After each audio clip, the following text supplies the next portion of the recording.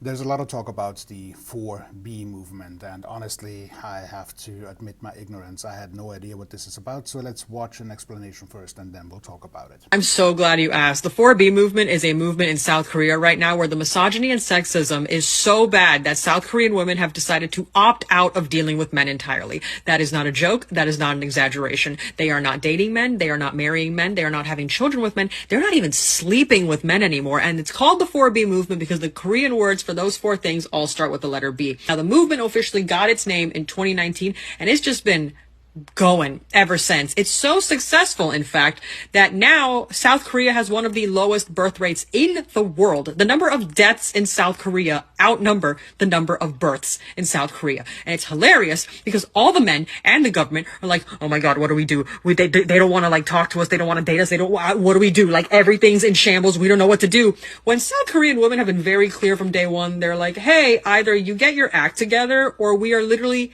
eliminating all of this. Like, we are shutting it down.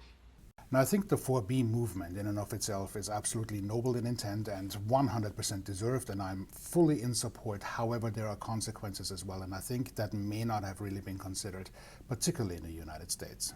Even though passing down the consequences to the many men who failed to support women in this country, there are consequences and reactions to the action. In this case, the United States is set up in a way that women will, how can I put this in a way that it is compliant, will be taken advantage of to the degree that some of the negative outcomes of the 4B movement might be irreversible because of the legal structure of the United States and various states within. Now, there are still sanctuary states where you can go and take care of that which is necessary. However, there are too many states, and probably more now in the making, who are setting up so that the 4B movement might lead to consequences for which there are no repercussions for men. So where is this supposed to end?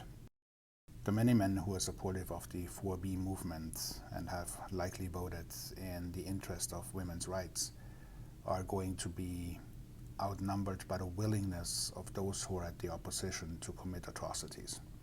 Atrocities that will be difficult to prove, and while you're trying to prove that which was brought upon you, you still cannot remedy the condition, depending on the state, of course.